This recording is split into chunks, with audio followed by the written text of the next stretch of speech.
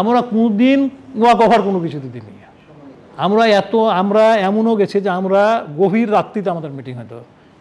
আমরা হচ্ছে কারোর সাথে দেখা হলে চিরকুট দিয়ে দিতাম, কথা বলতে পারতাম না, চিরকুট দিয়ে দিতাম যে এতটা সময় তুমি অমুক জায়গায় এসো।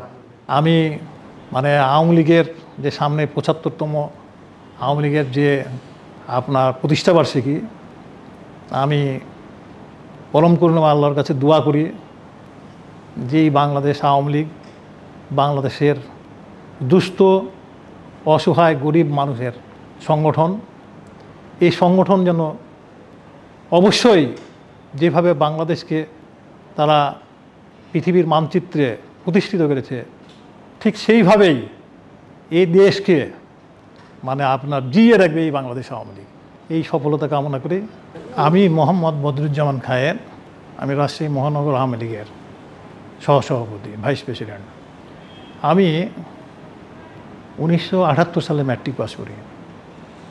ম্যাট্রিক পাস করার পরে আমি সিটি কলেজে ভর্তি হই, রাজশাহী সিটি কলেজে। সিটি কলেজে আমরা ঢোকার পরে দেখি সেই সময় ইলেকশন হয়েছে।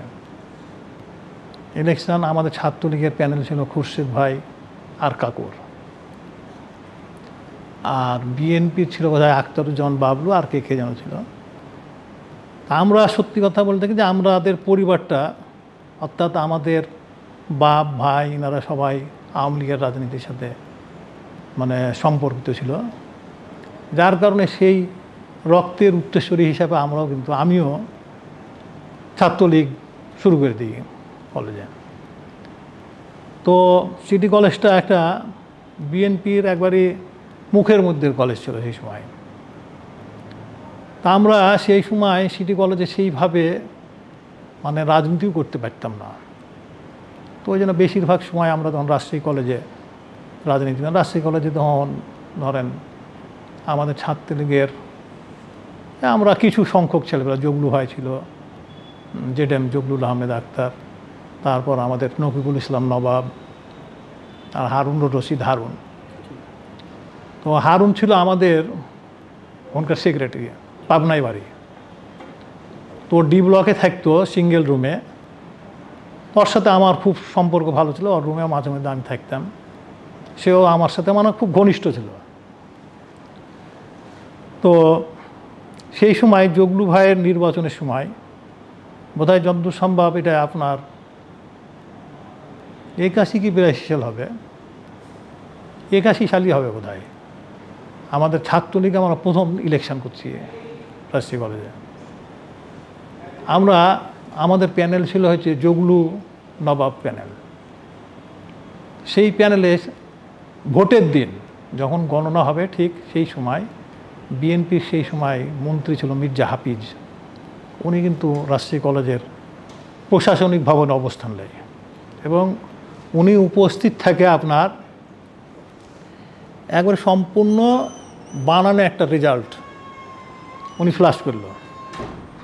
সেই ফ্ল্যাশে আপনার জগলু ভাই, আমার মনে আছে, ভালো মনে আছে, বোধহয় 7 ভোটে না কত ভোটে ভিপি হলেন, আর আমাদের মহিলা সম্পাদিকা ফ্লোরা উনি 3 ভোটে আপনার মহিলা সম্পাদিকা হলেন।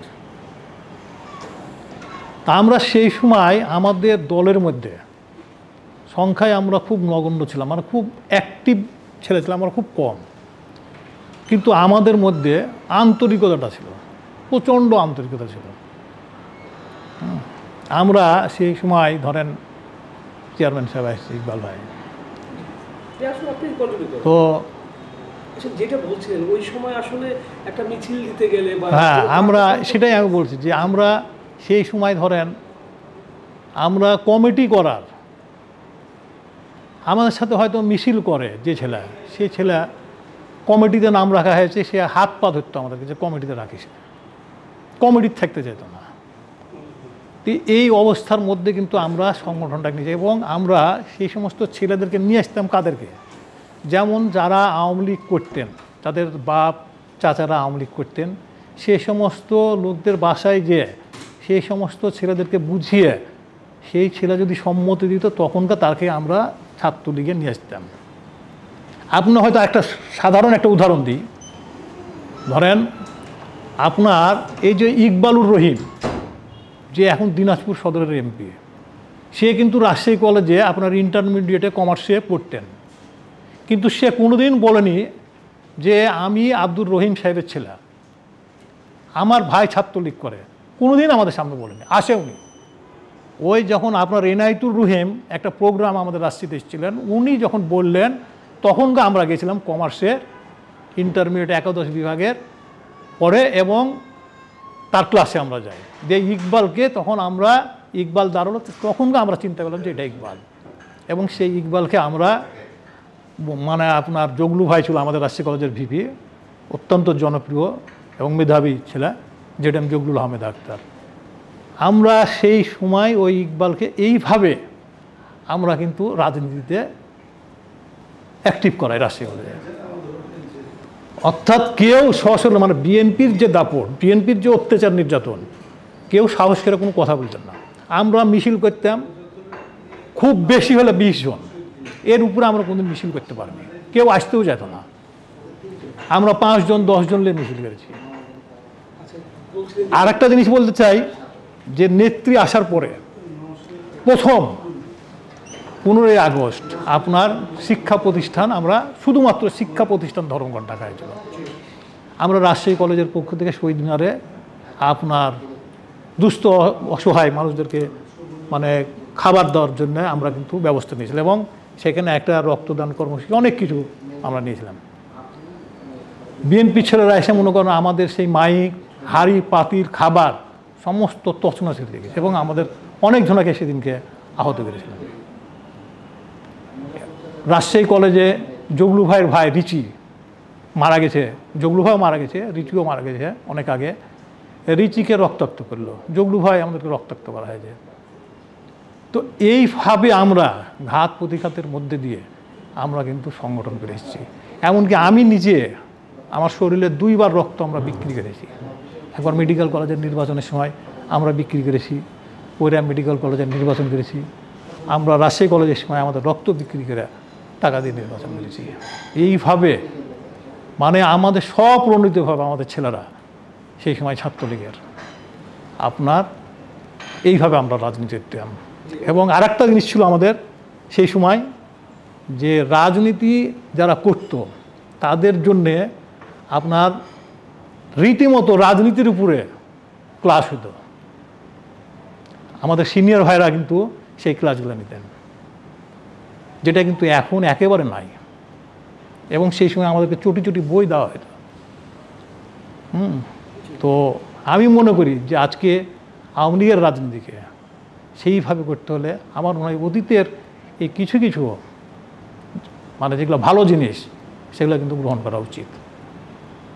সেই সাথে বলছিলেন যেমন কলেজেই হয়তো জয় বাংলা স্লোগান শুনলেই সেখানে হামলা শুরু হয়ে যায়, এই গল্পগুলো যদি একটু জানাতেন।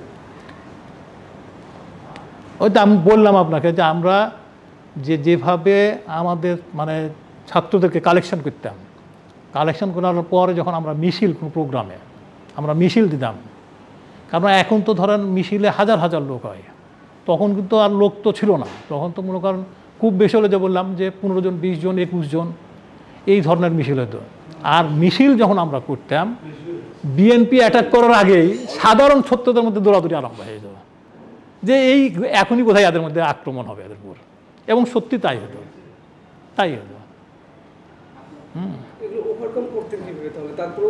তারপরেও আমরা করে গেছি, তারপরেও আমরা দল আমরা থামে থাকিনি, আমরা কোনোদিন ওয়া কভার কোনো কিছু দিইনি।